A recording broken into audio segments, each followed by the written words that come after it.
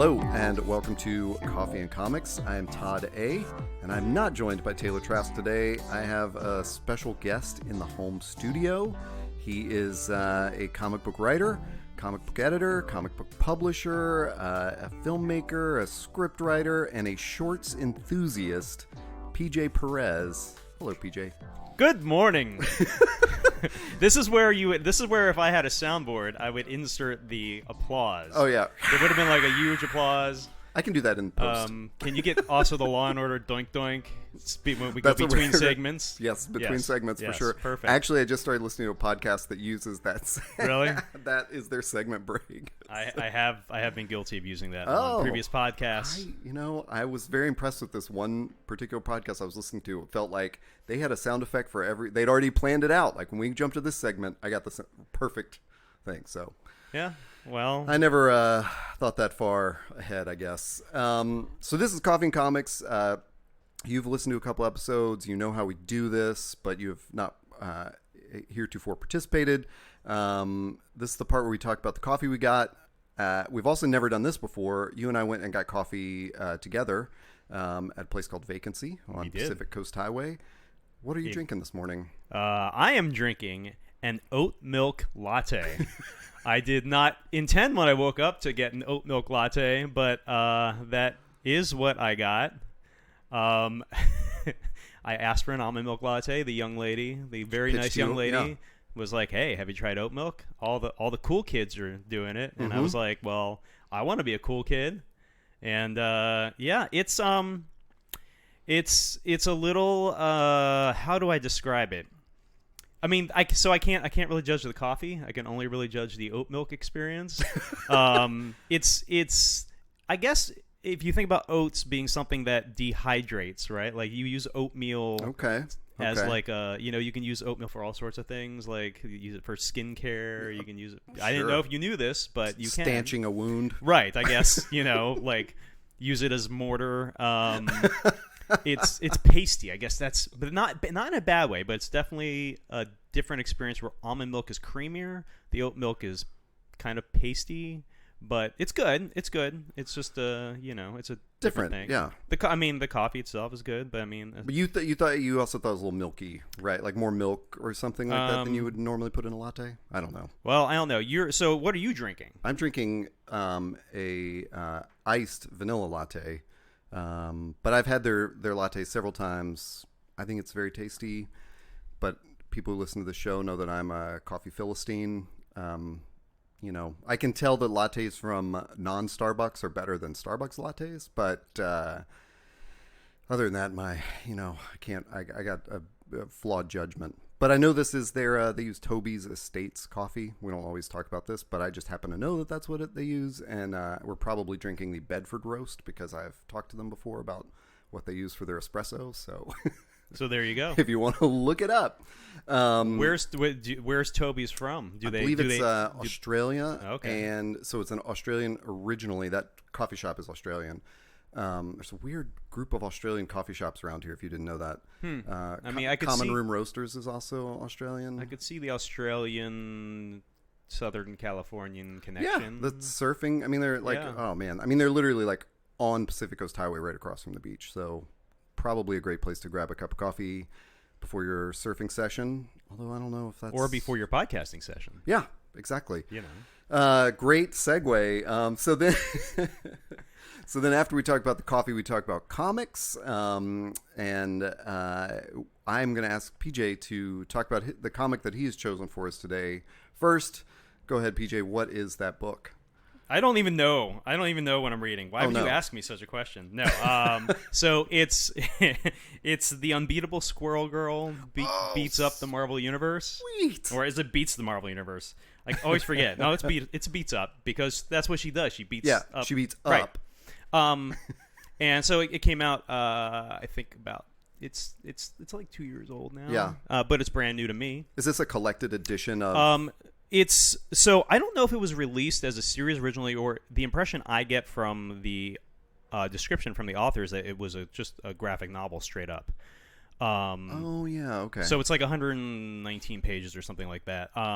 It's written by Ryan North of Dinosaur Comics fame. Okay. So, if people are familiar with dinosaur comics, it's basically like it's a very cleverly written comic that just uses clip art. If you've never seen it, and it stars a clip art T-Rex, and there's other clip art dinosaurs in it, but it's a very cleverly done online comic. Although I think it is in syndication in print also. And so I don't know if this is the first time that he's written like a mainstream Marvel comic.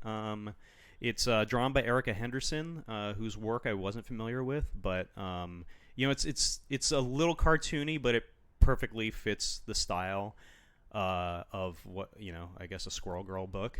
I am completely unfamiliar with the whole Squirrel Girl universe. As a character, I just know what I know from Twitter and Tumblr. Right. And I know that she's very popular, and also that she is not that I want to get into like kind of murky waters on this podcast, but she is representative to a certain segment of comic book fans as everything that's wrong with like mainstream superhero comics in the world. And she's sort of a parody of that or something, right? Well, the thing is, there's this whole movement, called diversity in comics, which is really actually anti-diversity in comics, right? Yeah, So it's the Comicsgate people, and their whole thing is that diversity is ruining comics, and the end result is books like Squirrel Girl, which is like very much targeted to a broader audience, probably younger, probably more female, and they just don't like that in their boys club. But I don't know about her as a character overall. This book is entertaining as hell. Yeah. I don't know how it could not be, but the great thing is I didn't need to know anything about what's happening in the Marvel universe to get it. I don't, because I'm not current on like those books right now. But it has enough there that I kind of I get it, right? Like it doesn't even matter to me who's Spider-Man right now or what armor Iron Man's in, like because so that's what I'm kind of that's my book. So is the because it's about Squirrel Girl beating up the Marvel universe, is that are they playing into that diversity movement? Like, are they sort of going like, yeah, that's what you think of this, so we're going to throw it back at you and beat up your heroes? So bear in mind that this came out about 2 years ago, which was, I think, before Comicsgate really picked up steam. I didn't actually know that was a thing. I guess. Oh God, it is. I mean, I just knew there was like an ongoing problem, but I didn't.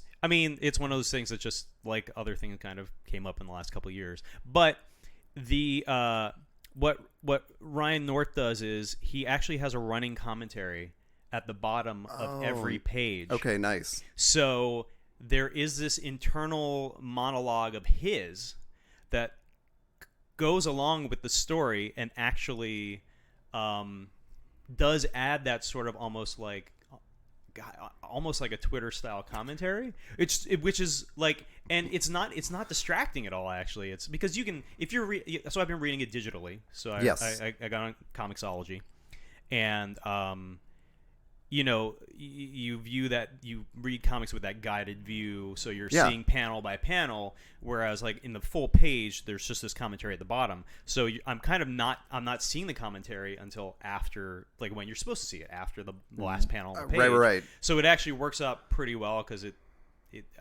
punctuates it even a little bit more. Yeah, that's great. It was one of the things that Taylor and I talk about, is that difference between digital and analog reading of a comic, and how much you're going to notice on the page. And so this is a cool example of like, you're actually not going to see that commentary till you get to the bottom. It reminds me of when web comics do the like alt tag. Mm-hmm. Yeah. So you kind of get to take in the web comic and then mouse over it to see what the hidden message is. Yeah, that's so I mean, given what you've just said, you don't know if Squirrel Girl is canon or if any of this is I don't actually know how she fits into it either. Well, I don't really know how like canon is defined anymore these days, to be perfectly honest. Good point. I mean, the events in the book, everything kind of undoes itself by the end, of course, so it doesn't, there's no great impact. But I mean, she literally throughout the book, like, takes down every single villain and superhero in the Marvel Universe. And I don't know how much get into the plot of things, but I figure maybe we should talk about your book first. Oh, and then we can maybe go back, unless you want. We get as much or as little into the plot as you want, right. That wouldn't spoil it. I guess. I've read only a couple of like single issues with Squirrel Girl in it. Like, I want to say that she's part of the Great Lakes Avengers. I don't know that that's an ongoing series, but yes, I picked up a few issues of that, and on the wackier end of superheroes thing. But I always got that feeling they weren't like officially in the universe or something. They were kind of invented to poke fun at their own universe. Yeah, and this really excels at doing that. I mean, even a good example is she takes down the Avengers, right?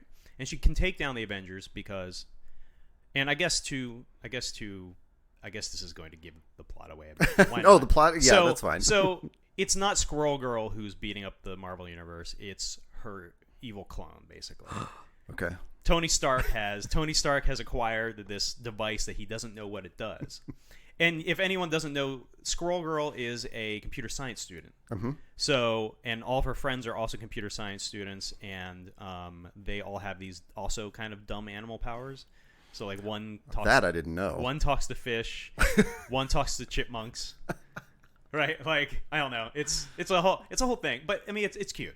But because she is an Avenger, she knows all the Avengers' powers and weaknesses. Mm-hmm. So she takes them out in very obvious ways that, again, it's very meta, because when you think about your typical, I don't know if you ever have this experience. Like, I have this experience like watching like The Flash all the time, right? I'm like, this hero or villain should have been taken out much easier than they did. And I understand you have to drag things up for story purposes, but like, in theory, the Flash should be like almost unbeatable because he moves faster than sight. Yep. So there should never be a time that he gets knocked out or a time that like he reacts slowly to anything. But they always find ways to do it, right? But she basically takes out the Avengers by like exploiting all the things, all the obvious things. Like, she powers down Iron Man's suit. She distracts the Hulk with a cute chipmunk, and which makes him turn back to Bruce Banner. Like, it's just all this kind of like, okay, and if you do this all at once, you can take everyone out, So, yeah, I forgot what led to that. No, but that's one of those things too that I like about those sort of fourth wall breaking comics where they point out the glaring obvious weakness that we've all wondered about with for the the Adventures, for example. I don't know if you want to take down the Avengers. All you need to do is take away their tax subsidies, because they are just a private military operation that Shield is letting get away with it. So anyway, that's my or sponsoring. Sponsoring. Depending on the canon. Yeah, they are a Quango. That's that's my rant. That's what started the show. Actually, was Taylor invited me to do it. Yes, my good friend invited me to do a podcast rant about the Avengers. You said this is 2 years old. It's collected in a graphic novel. It's called Squirrel Girl Beats Up the World. The Marvel Universe. The Marvel Universe. Yes. Okay. Anything else that you want to mention on that before we move on to another book? I mean, I guess it feels very much like something that someone who doesn't care about like all of the other superhero stuff, but just wants something fun to read. Yeah, it's like, and maybe that, and I think being written by someone who comes from outside that world. I mean, he's a comics writer, but he does his own thing. And honestly, there's the one thing that he does really well is, and if you've ever read dinosaur comics, you understand because Ryan North is a really smart guy. I mean, it's kind of like what's the guy that does XKCD? Oh my gosh, I cannot remember that guy's name. I want to say Travis Bickle. Sure, yeah, Travis Bickle. No, yes, not him at all. Can we edit that? No. Yeah. We'll look it up. And anyway, have Ryan a voiceover. North really leans into the computer science stuff, and he actually includes because all these kids are really smart that are the core cast, her and her friends, and he really leans into that. And the other thing is Squirrel Girl is a female, it's a funny animal themed character, but she is a young woman who is smart, who is not a supermodel, and they make points of that. She talks about her thick thighs and but not in a negative way. Right. It's like there's a scene where I think she was talking about either her strength of jumping or kicking someone or whatever, and she's thick thighs to the rescue or whatever, and I think there's a lot of empowering things in here for the right audience, and then it's just fun for everyone else. Yeah. So yeah, that's a perfect Coffee and thumbs up. Comics pick because we, when I asked you to do this show, you said, I don't know what's going on in comics these days, and Taylor and I have only a vague, knowledge of that. So that's what we are always looking for is what can we find that's, it kind of plus it's like a capsule adventure. It's all in this one book. Yeah. You don't need to feel but then you've got to get the next 6 volumes or something. Oh God, that's the worst thing.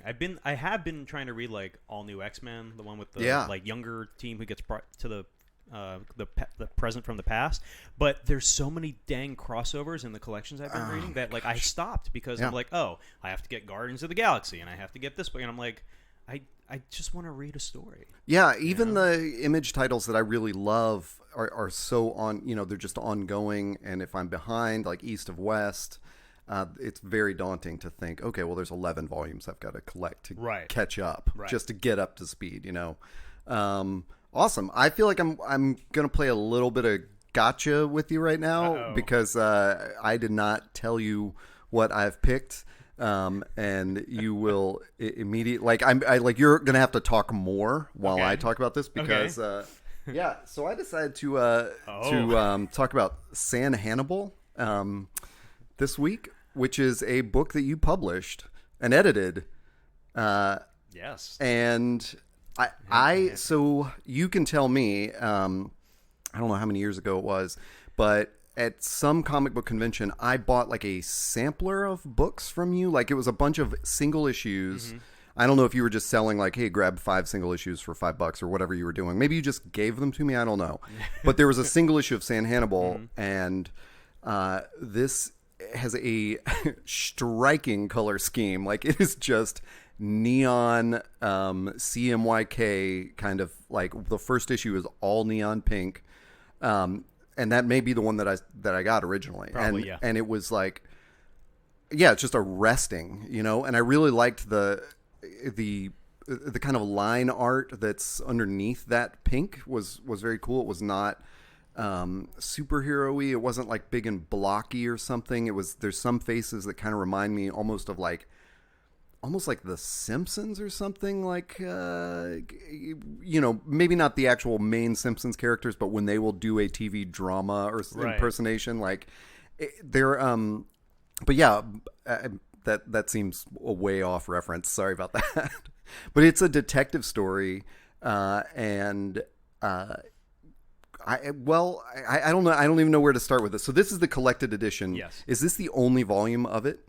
That is it. So. Okay. It's called The City of Love and Fear. Yes. So so San Hannibal, The City of Love and Fear is the trade paperback collection of the 5-issue series that came out over 2014, 2015, I think, or 2013, 2014, whatever. It was. That's when the single issues came out. Yeah, that's when the series came out, and then I think the paperback was in mid 2014 or yeah, that sounds right because we were at Comic-Con in 2014 with the book. And I don't actually know when I bought this book. I think I only got it 2 years ago when I saw you before you moved out here maybe at Long Beach. It's possible. Yeah. Because I remember talking about it on the show, as in, like, when Taylor and I would do our roundup, I said, I'm just going to list all the comics I got on my TBR pile, so you'll keep me accountable, and this was one of them. So it's been sort of like bubbling up, you know, and when you agreed to do this show this week, I thought this is a perfect thing. I can just quiz you about this. It's a detective story that appeals to a whole bunch of things that Taylor and I talk about, like in other episodes. Like, there's a secret society of very wealthy individuals. At the head of this is a politician. I initially thought that this politician's rise was. That's why I asked if this was a single volume, because I thought, there's more backstory here of what this guy's doing. But I was really relieved that, like, you know, he was just a character in that secret society. Now, that said, yeah. So the creator, Dan Scotti, who just started a new comic on Webtoon, on the Webtoon app. I forget what it's called. Sorry, Dan. He did have a sequel planned. Oh, and okay. I think he still does have a sequel plan, and I think that it's hinted at. I think there's a poster for it in the back of the paperback collection, and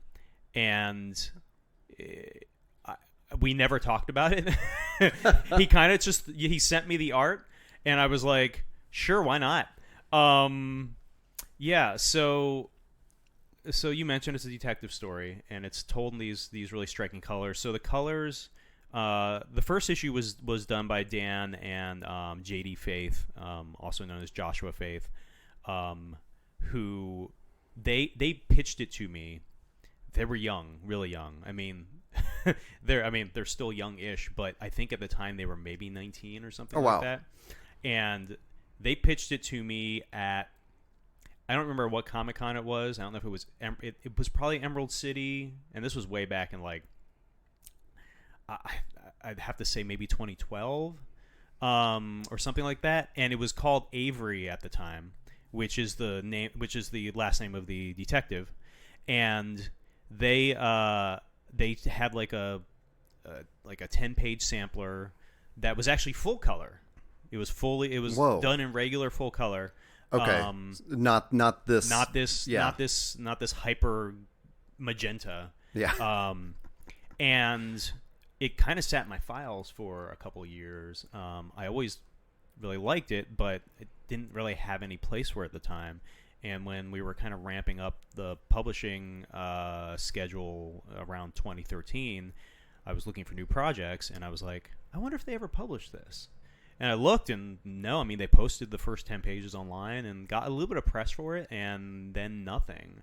So we should also mention your publishing imprint name, which is Pop Goes the Icon. Yes. I was afraid to say it because I don't want to pop my P's. Pop the microphone. But yeah. I'm pretty good at controlling my popping and locking. You guys didn't see it. I busted some sweet moves. Yeah. We'll put that in. There'll be like a little break-in clip that I drop in there on the audio. Exactly. Yeah. Please make sure you do. So JD wasn't available to do the full series at that point. He moved on to other projects, although he did a couple of covers for the print series. And Dan ended up drawing the whole thing. Yeah, that's I'm glad you're telling this whole story, because that I think that's one of the most intriguing things about it, is that the artist couldn't do the series after the first issue, but also did the new colorist. Is that Jessie? Yeah. And did she come in? Is that a she? Yes. Yes. So did she come in for issues 2 through 5? Yes. Okay. So the first one was JD and Dan. Yeah. Although, and I apologize to Jessie for this. I'm not sure if she recolored the first issue. Oh, okay. Gotcha. Or if I think that the pink in the first issue was done by JD, and then she did all the coloring and the lettering. Oh wow, yeah. So and also, to be perfectly honest, she was also the project manager, basically. Yeah, your intro note about the story, it's very brief, but it hits all those points, and it was a great setup to read the book, because often there's when you get one of these collected trades from the big two, there's some long-winded like introduction from some third party that really admires the artist, and I just want the how-to, like how'd you get this thing built, and you hit all those. So I mean that to me it's amazing, not only how much Dan's art like fits the flow of the story once you hit issue 2, but also that you say in the note, like you literally see him growing as an artist through every issue. There's nothing that feels offbeat. Like it never feels like a, beginner's work or something. Yeah. I mean, but you definitely see, I think, how he's getting into the story and the characters I do this every time when I read a book and I go, ooh, that's a good thing. I should talk about that. I should write that down to remind me what it is. But I know there were several, I never write these things down and then I forget what they are when I'm talking about them. There were several panels where I was just like really impressed, especially thinking like, this is the guy that took over the art and wrote the story, and the framing of the shot would just be so cool. And I was super impressed with it, and also the way Jesse uses those colors to kind of bring back details. Like there's a flashback to the, we'll call it like sort of the cyan issue later on, and so that panel is colored in that cyan just so to remind you like this is a flashback and you don't have to do anything else besides that. You get it. Like it's like a user interface. Like these colors tell you what's going on. So the interesting thing is that I think that the all pink stuff in the first chapter was just a stylistic choice. Right. What Jesse did, which was really brilliant, was turning the colors into characters. Yeah. So obviously for the people who haven't read it yet, and I highly recommend you do, not just because I published it, but because it really isn't. I mean, it's an awesome book. I've never seen anything like it. The first issue is primarily magenta. So there's 4 colors used in printing, right? There's magenta, yellow, cyan, and black, right? And the first issue is primarily magenta. The second one's primarily cyan. I think the third one's yellow. And then the fourth one's black, which is really mostly gray tones. And then the 5th issue brings them all together. But each issue, the colors start to bleed together so that you get a little bit more of the spectrum. But the colors also mean something. So there is, like you said, there's this. It tells a story in itself. And, there's a lot of talk in the comic creator community and publishing community about giving credit where credit's due, right? Because traditionally you've primarily, when you talk about who creates a book, you talk about, as I did with Unbeatable Squirrel Girl, and I apologize to the colorist and letterer for not talk, but I literally just, I had and this is part of the problem. ComiXology, the app, when I look at it, it says writer and artist, and cover artist, and it doesn't, I mean, you have to dig in to get more of the credits, but part of the reason why I put her front and center on there, it says by Dan Scotty and Jesse Snavlin. Yeah. Like, because she's equal part of the storytelling. The lettering is just as important, but I mean, that coloring, if you look at modern comic books and you look at the line art versus the color art is like paintings. They're digital paintings. The work that these colorists are doing is amazing. But this book, it's not painterly. And the line art style is almost cartoony, as you said. It's like got this weird sort of like Dark Simpsons feel, right? Yeah.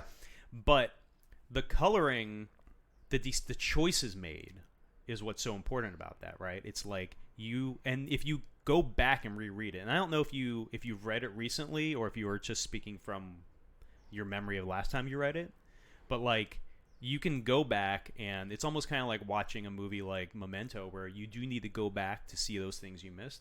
You'll see that each read, you'll be like, oh, now that I've read the whole thing, I understand, like you said, where these little color pops actually tie back to, either a character or a previous issue or whatever it is, Yeah, I have only read it in full recently. And, along with everything you said, I think there's a theme of several books that Taylor and I talk about from time to time, like East of West, which I mentioned. There's a graphic design sense here, which is where that coloring and that line art goes together so well. It's a book that's been designed. Yeah. And I don't know. That's just a great thing to see. And I know there's wonderful work being done in the big two, but I also know, a little bit of inside baseball is that sometimes the person credited as the colorist just sort of made the template for the book, and then they sort of have production artists that actually go color the rest of the panels based on that. Like, at least that's my understanding of how Marvel does some books. Well, I mean, that's a whole nother thing. I mean, because also when you talk about the colorists, a lot of times colorists, they use flatters, which flatters don't get enough credit either because they're really the ones that design the color palette. Oh, wow, okay. And then the colorist will often not that this is minor, but they'll do the rendering, the toning, the shadows and the highlights and all the effects. But I mean, and I've worked with, usually for my own stuff, I'm doing the line art and the coloring and the rendering and the lettering and everything else. But when I have worked with flatters, and I mean, I feel bad almost taking credit for doing the coloring because all I'm really doing is adding shades and highlights. They're the ones that, I mean, obviously characters have established, their outfits have colors and their skin have established colors, but they establish the tone by setting the color palette and everything. Yeah, this appeals to my minimalism instincts and all that. Like, it just, I don't know, it feels like when I'm reading it and seeing that it is just these big main elements of, like, writing, line art, and colors. It's like watching like a 3-piece band or something and going like, that's all you need. Like, that works. But I did want to talk a little bit about the story because it's it also almost, to me, like I mentioned, there's a secret society. There's definitely an abuse of people. There's a human trafficking element, and there's this detective that gets caught up in all of this. And Dan talks about it a little bit in the sort of bonus features you've got at the end on how he plotted it and realized that like a sort of a usual outline wouldn't help to, he couldn't see the flow of the book in a usual outline. So he ended up, taking a couple of like idiosyncratic steps to sort of plot out how this last issue is going to work. It doesn't feel like there's a real problem in detective books where everything is wrapped up too neatly at the end, especially in comic books, because it's a trade-off. You spend all this time sort of developing the characters and the plot and really hooking people. You've got to do it in a different way than a novel. You've got to do it with pictures and an economy of shots and things like that. Then how do you wrap it all up, in 40 pages or something, like, or less, like, it's a 24-page book or something. And I thought this one did, like, it was a detective who, of course he is put on the case of a missing person early on. And there's some sort of other powers that are working against this kind of, evil rich people group. And so those powers are giving him clues along the way, like those other sort of antagonists. So he finds himself, wrapped up in this whole scheme. And it's much more complicated than he thought. Those were all like, it was like a very almost True Detective kind of thing to me, to find those like kind of occult elements. And there's like a wild trippy scene where he's been drugged and all the colors come in, and this character that's only been hinted at appears. And I think the hint was really just the cover of that issue. I can't remember the artist who did that. There's that other artist who did like issue 3 or 3 or 4. Oh, it was Ibrahim Mustafa. Yes.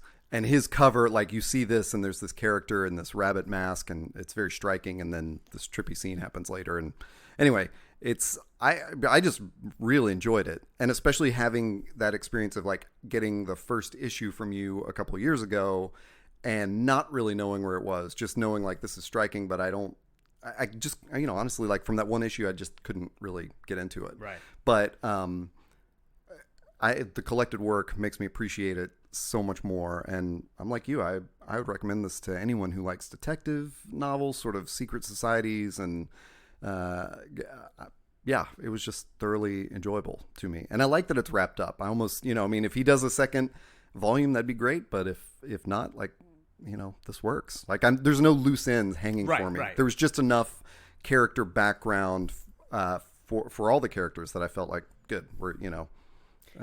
It does tie up nicely, and not. I feel like it does it without being kind of trite or yeah, I kind of feel like you don't see everything coming, because that does happen a lot with, I think, detective stories and mysteries, is that you just, but this one's so crazy. And you talk about that drug scene where Avery's been, captured. He's in like the stronghold of the cult, and they drug him. And I'll tell you, when I got those pages from Jesse, like with the coloring, and it's. I mean, you guys. This is not a visual medium. We're here, no. But like, it's insane. I mean, the way that it's almost like some of the panels are like a Jackson Pollock. Like, yeah, it's wild. It's the first time you see all the colors kind of crash, and and she's still not using the colors to.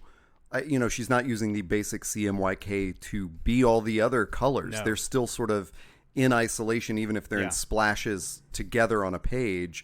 You're seeing a streak of bright yellow and bright cyan and bright magenta, and it's completely psychedelic, and then it's built out of this world that almost seemed cold. Because when you get to the cyan issue, it just feels very cold. Like, it's just everything's blue and black. The yellow issue is very, very bright, and then you get to this one trippy scene, and it's really, I mean, this is like a fantastic work. So that is my complete review of San Hannibal. Where can people purchase that? San Hannibal is available at your finer online booksellers or popgoestheicon.com. Nice. Is it like on Amazon? Yep. Okay. Amazon, Barnes & Noble. Is it on Comixology as well? Comixology. You can get it anywhere. Or if you just see me on the street. Yeah, if you see PJ, just throw me $15. Are you were attending San Diego Comic-Con this year, but not? I am not exhibiting. No. What about Long Beach? Haven't made a decision yet, or no? I have made a decision. Am I allowed to talk about it? Yeah, sure. I mean, am I allowed to say critical things about Long Beach Comic Con? Yeah. I mean, no, we don't have any sponsors on this yet.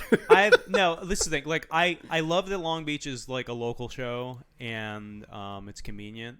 And I've exhibited there 3 or 4 times. The last couple times, to be honest, were awful. It's not the show's fault.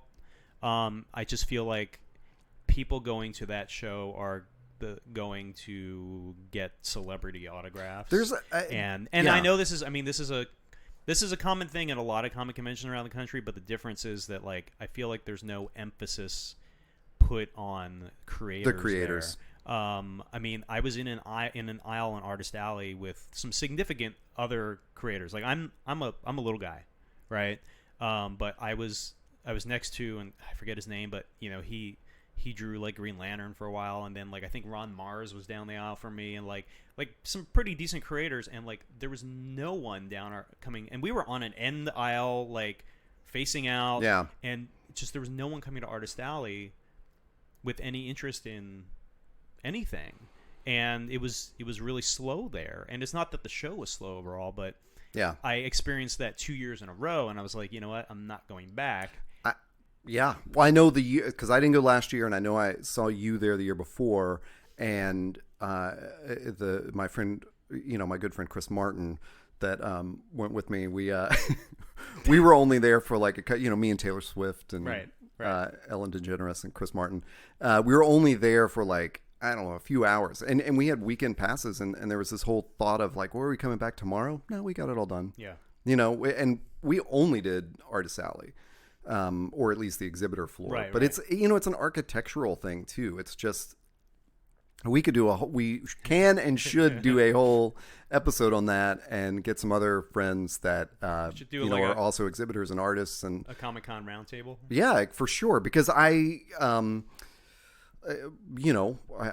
just always wondered those things. And after I met you at Emerald City, I think that was the year that my eyes were really opened when I'd read someone's blog post who had also been there. I can't remember who it was, who like literally broke down what his table cost and how much he netted for a weekend of like Emerald City, San Diego, Long Beach, Vegas, and that stuff is so helpful to just know, and also to help the convention like plan a better convention. You know, like put these artists in with the big names and direct the flow to them. So I don't know. You could rant about that, I'm sure, much more than I can. So we'll save that. Yeah, is there anything else? I say I'm going to take over your podcast here. Yeah, we'll do a future episode where we do a round table. But that takes homework off my plate. Right. If you want to talk about idea. something. So, there you go. Yeah. Yes, so the popgoestheicon.com. Is there anything else you would like to plug? Because I have a feeling there is. I don't want to plug anything. I didn't come here to plug stuff. No, I mean, I came plug here away. To drink coffee and to check out your beautiful studio here.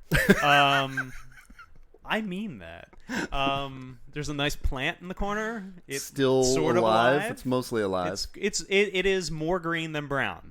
It is more. That is also because I pulled all the brown out of it this week. That's being a good plant daddy. Okay.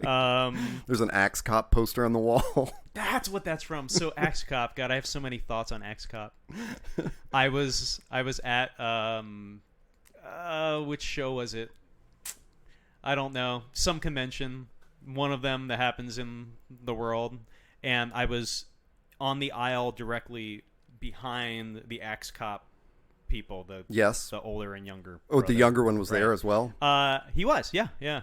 And I was just like, God, I wish I would have thought of that first. I mean, not that I don't have like a younger brother, but I don't know if you know. I mean, maybe you've seen this. Like, I post the comics I made when I was a kid. Yeah. On Tumblr. Yes. And I've been doing it now. This is insane. This is like, I guess, the longest project I've ever worked on in my life. I've been posting since 2011. Okay. 7 years now I've been posting these. I don't regularly watch your Tumblr. I only see it when you cross-post to Twitter or something. And that's how many. I don't think anyone sees them. Like, they see me post them on Facebook. But first, that says how many friggin' comics I drew as a kid. I mean literally thousands and thousands. And I've been posting it like a page a day for 7 years. It's nuts. That's insane. But I was like, God, like the dumb ideas that a 6-year-old has that you turn into a comic. Yeah. Which I didn't really find that entertaining. The one Axe Cop I read, but whatever, it was fine. Like, man, it's a clever gimmick, but I was like, how did it was one of those things where someone had to just think of it. You know, it's like the person who came up with the the stuff my dad says Twitter. You're right. That turned into a TV show somehow with William Shatner, right? Oh my God, you're like, right. That was a thing that happened, but it was just someone had the idea to like, I'm gonna put in my dad's dumb things that he says on Twitter, and I guess that just shows how good ideas are sometimes better than just good execution, you know? Yeah,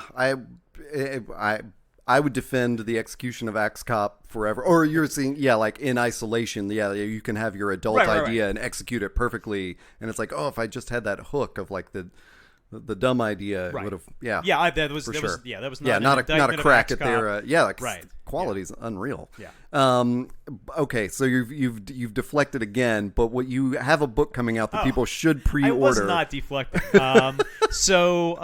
The new collection of my webcomic, The Utopian, is coming out in print on July 17th. It is Volume 2, Foundation. The first volume came out in 2010, so that's another long-term project. It's basically a soap opera, essentially, about a bunch of teenagers who were affected by the events that happened at their high school surrounding this like teenage vigilante who went by the Utopian, whose exploits were shown in the first volume.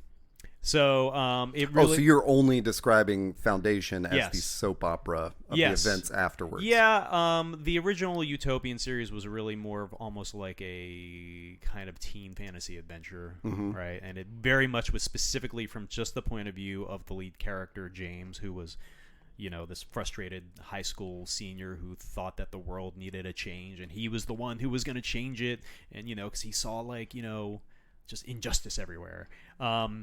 And then as the story progresses, things get really weird, and he actually literally sees like evil everywhere, and it veers off. So one of the things about that story is it's not clear what was in James's head and what actually happened. The only thing that is clear is that James is dead. And I know that seems like it's giving away the plot of the first volume, but it came out 8 years ago. I mean, it'll be like going, "Hey guys, Darth Vader's Luke's dad."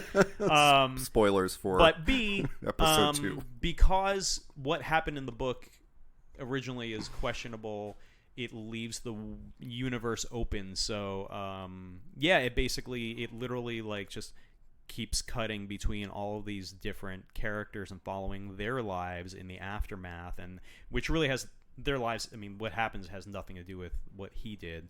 And it's really just it is kind of soap operatic, right? It's there's people who are starting college and they're struggling with that and finding their new identities, and there's and there's still people in the high school where James went to who now they're a year further ahead, and one girl, her brother had died and she's dealing with the trauma from that, and another guy, he was a former gang member who's trying to like turn his life around, but he's still kind of one foot in the door, and another kid who is in a wheelchair due to events that we don't get into in the book, because again I'm kind of leaving some things open for the future and open for interpretation, but it's him kind of dealing with this new reality, and so it's it's really hard to describe like plot whenever I talk about it, because it really is just a story about these people's lives, but there is a central overarching story arc